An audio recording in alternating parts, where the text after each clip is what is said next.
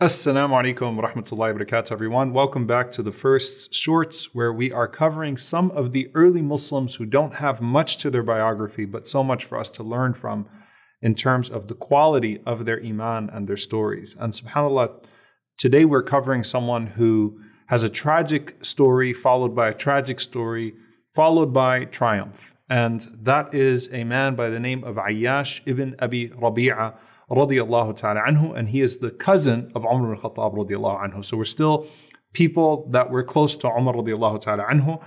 And Ayyash radiyallahu anhu is someone who there are several verses of the Quran that inshallah ta'ala by the end of this short lesson, you'll have a greater appreciation for those verses because so many of those verses are related to Ayyash radiyallahu ta'ala anhu. Ayyash is not only the cousin of Umar ibn Khattab, his full name being Ayyash ibn Abi Rabiah ibn al-Mughira, but he's also the half-brother of Abu Jahl.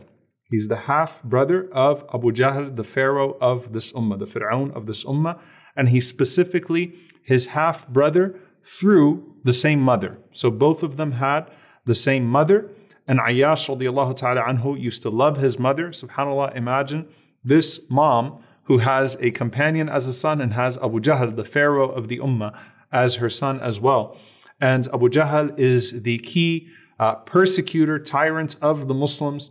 And Ayyash radiallahu ta'ala anhu is someone who embraced Islam very early on, shortly after Dar al-Arqam.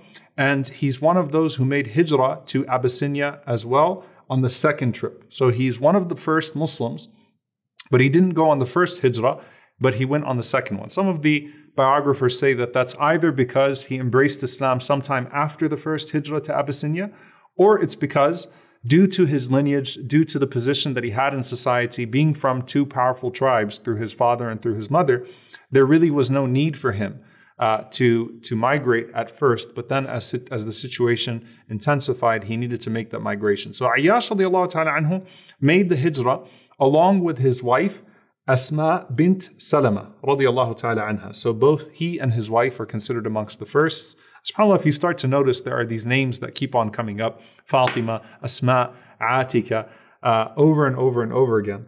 And so Asma is a common name, and she is one of the Asmas, and she is one of the first Muslims as well. So Ayyash and Asma make their way to Habasha, and their son, Abdullah ibn Ayyash radiyallahu ta'ala anhuma, was born there in Abyssinia. So they're one of those families of Muslims that actually gave birth to children in Abyssinia, and that child would grow up to be a narrator on behalf of his parents, radiyallahu ta'ala anhum ajma'in. So this is the story of Ayyash and Asma and their son in Abyssinia. Now they come back to Mecca to join the Prophet ﷺ on the hijrah to Al-Madinah.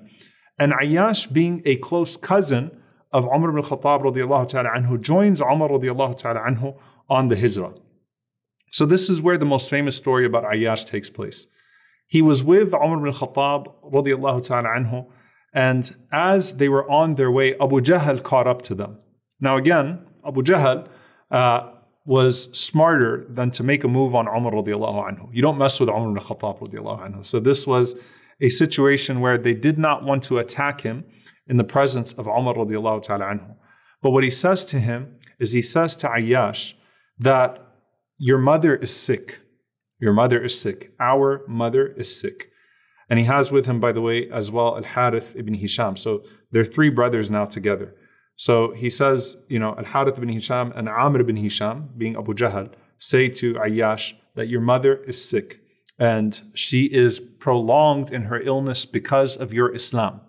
So guilt-tripping him to say that your mom is getting sicker because of your Islam, and she has taken an oath that she will not eat or drink. وَلَا تَسْتَظِلُّ مِنْ شَمْسٍ, and she will not even take shade, meaning she's going to sit outside and she's going in the hot Meccan sun, and she's going to starve herself and dehydrate herself until you come back to her. SubhanAllah, imagine how tough this was. You remember when we talked about Miqdad radiallahu anhu, like when you talk about these early Muslims, you think, I wish I could have been a companion. But imagine what that did to his heart, right? Like my mom, who I love very much, is going to die because of me. So they're guilt-tripping him. Now Umar radiallahu anhu sees that this moved Ayyash ibn Abi Rabiah radiallahu ta'ala anhu. And Umar radiallahu ta'ala anhu says to him, don't do it. He says, listen, your mother, when it gets hot and the lice starts to creep up in her head, she'll go inside. And when she gets really, really hungry and really thirsty, she's going to eat, she's going to drink. Don't do it. So he keeps on warning Ayyash, don't go with them, O Ayyash. On top of that, they make these offers. Umar radiallahu anhu said, listen, I'll take care of you. I'll send what needs to be sent back, but don't go back with Abu Jahl and Al-Harith. They're up to no good. Eventually, however, Ayyash radiallahu ta'ala anhu, he says to Umar, Ya Umar, this is my mother. I need to obey my mother. I have to go back to my mother. And I'm not going to renounce Islam, but Allah subhanahu wa ta'ala tells us that you obey them, you show them in ma'ruf, you show them kindness. Just don't obey them in renouncing your religion. Let me just go check up on her. Let me convince her to eat and drink. Let me convince her to go inside. Let me assure her that I'm okay. And I'll come back.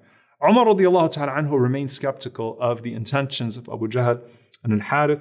So Umar radiallahu ta'ala anhu, he says to him, well, look, if you're going to go and I can't stop you, then take this camel of mine, because Umar radiallahu anhu had a healthy and a fast camel.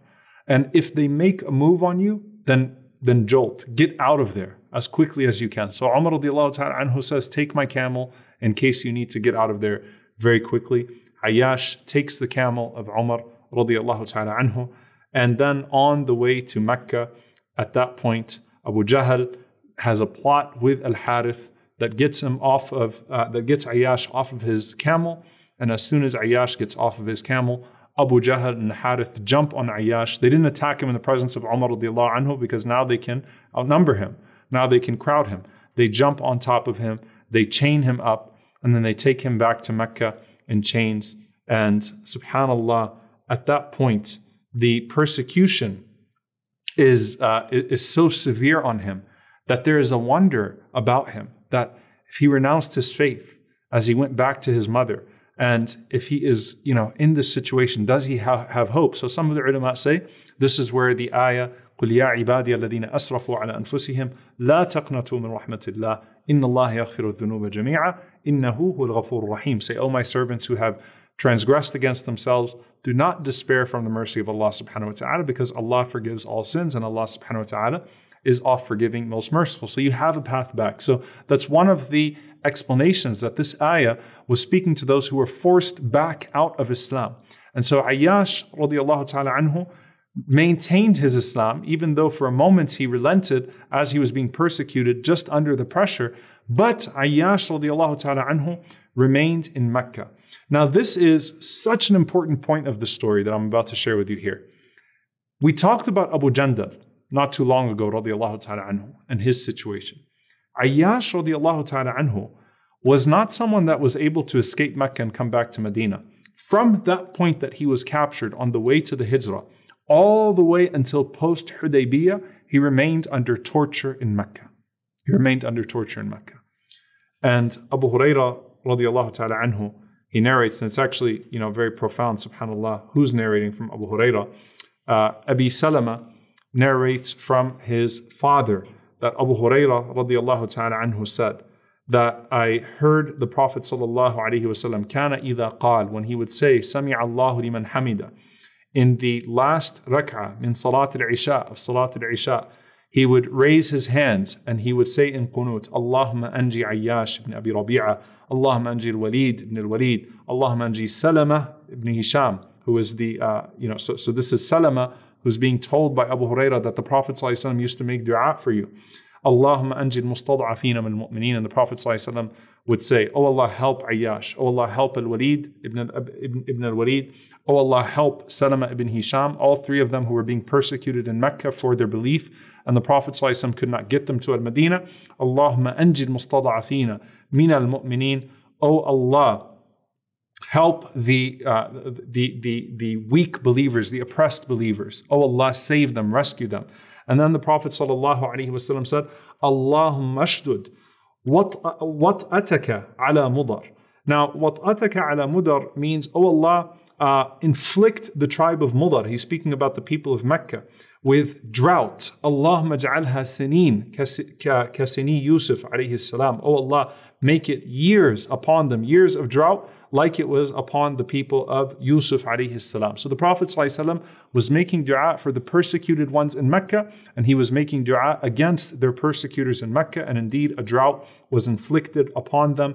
And the Prophet ﷺ maintained his dua and his attachment to Ayyash, to Al-Walid ibn al-Walid, and to Salama, who was narrating this from Abu Hurairah, who was hearing the Prophet ﷺ make this dua for him and those that were like him, such as Ayyash. May Allah subhanahu wa ta'ala be pleased with them all in Al-Makkah. So they were imprisoned in Mecca throughout this entire period, and until the Treaty of Hudaybiyah. So he missed Badr, he missed Uhud, he missed Khandaq, he missed all of those things. And then when the Treaty of Hudaybiyah was made, remember that one of the clauses of that treaty were that if anyone escaped Mecca to the Prophet ﷺ in Medina, they would have to be returned under that treaty. So what does this mean for him? When we talked about Abu Jahl, if you remember, there was a particular man we spoke about, and his name was Abu Basir, radiyallahu ta'ala anhu. Abu Basir was the person the Prophet ﷺ said if he had an army, this man could cause he could cause lots of destruction, in a good sense and in a bad sense. But the point is that this is a very unique person who was persecuted in Mecca, made his way to Medina, captured again in Medina, killed his captors, and the Prophet ﷺ basically hinted to him that he should leave Medina and he should set himself up somewhere else. So what he did was, Abu Basir, was he took a group of fugitives, he helped people escape from Mecca that were being tortured, and what they did was they stayed out of Medina to not be returned under the clause of the treaty, but they also harassed the caravans that were going between Asham and Mecca, putting Mecca in a desperate economic situation where the Meccans who put that clause in the treaty begged the Prophet ﷺ to please take in the Abu Basirs and the Abu Jandals of the world. Ayyash ibn Abi Rabiah radiyallahu ta'ala anhu was one of those who was with Abu Basir, as well as Salama, as well as Al-Walid ibn Mughira. SubhanAllah. So these three men who the Prophet ﷺ was praying for, as well as all of those that were persecuted in Mecca, they had gathered with Abu Basir until Allah subhanahu wa ta'ala made a way for them to then join the Prophet sallallahu alaihi wasallam in Al-Madinah. So imagine what he went through. SubhanAllah, had he listened to Umar radiallahu anhu, right? Then he would have made hijrah and Badr and Uhud and Khandaq. But look at the path that he has to take back because of his good intentions when he heard that his mother was sick. But of course, there is no if, there is only what Allah subhanahu wa ta'ala decreed. Here we have a situation where Allah subhanahu wa ta'ala put him through that test. And this is where Ibn Abbas radiallahu anhu says, so second verse, Alif Lam Mim Hasiba an-nasu an yutraku an yaqulu amanna wa hum la yuftanun. He says that the verse in the first verse of Surah Al-Ankabut, do people think that they will simply say they believe and they will not be tested, refers to this group of people before all else.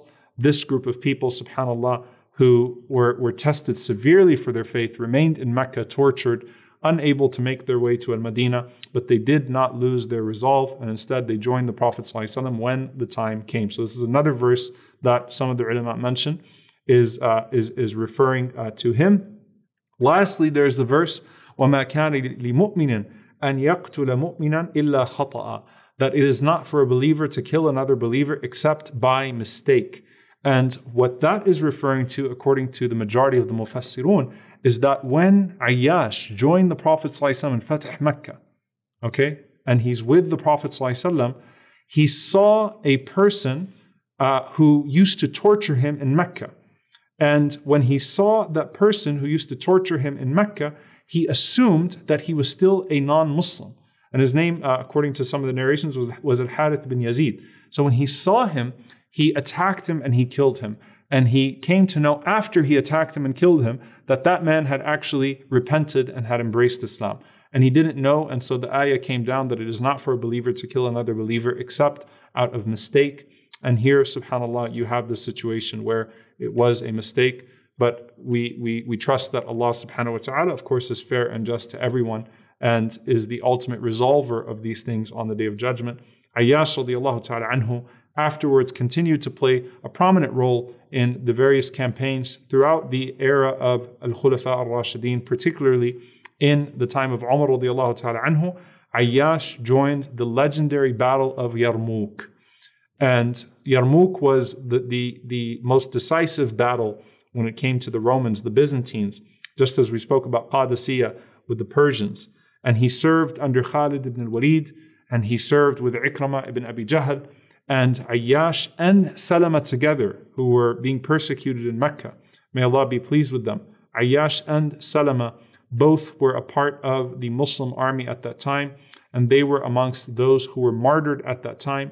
And there's a famous story of Ikramah ibn Abi Jahl, radiyallahu ta'ala anhu, who of course repented and became a great companion, despite being one of the last to enter Islam and despite having been an enemy of the Prophet ﷺ for the greater part of the time of revelation, where the bucket of water is going around and each one of the shuhada is saying, go to my brother so-and-so, go to my brother so-and-so, go to my brother so-and-so, until the water carrier had gone to each of them, and each one of them had said, go to my brother so-and-so, until he went back to Ikramah, and Ikramah radiyallahu ta'ala anhu had died a shaheed, as well as Ayyash radiyallahu ta'ala anhu, as well as Salama radiyallahu ta'ala anhu. So subhanallah, they had this situation where they were together, and Khalid radiyallahu ta'ala anhu, who was leading that, of course, said that they should be buried, that Ayyash and Salama should be buried together in the same grave. Subhanallah, because they lived together, they were tortured together, they died together. May Allah subhanahu wa ta'ala be pleased with them. And this was the best of Banu Makhzum, the remnants of those who believed from the tribe of Abu Jahl. And Khalid radiallahu ta'ala anhu, he wept when he led the janazah over them. And he said that these are the best of Banu Makhzum, and there will never be anyone from Banu Makhzum like these men. Again, radiallahu ta'ala anhum ajma'een. So this is Ayyash radiallahu ta'ala anhu, the cousin of Umar radiallahu ta'ala anhu, who through the obedience and love of his mother went through a very difficult path back to the Prophet ﷺ, but then ultimately died a martyr, and of course is one of the first Muslims, one of the people who still we count from Ashab al-Hijratain, the people of the two Hijras, because Ayyash radiallahu ta'ala anhu had already made his way to Al-Madinah before he went back to check on his mother. May Allah subhanahu wa ta'ala be pleased with him and accept his sacrifices. Jazakumullahu khairan. I'll see you all next time, inshaAllah. Assalamu alaikum wa rahmatullahi wa barakatuh.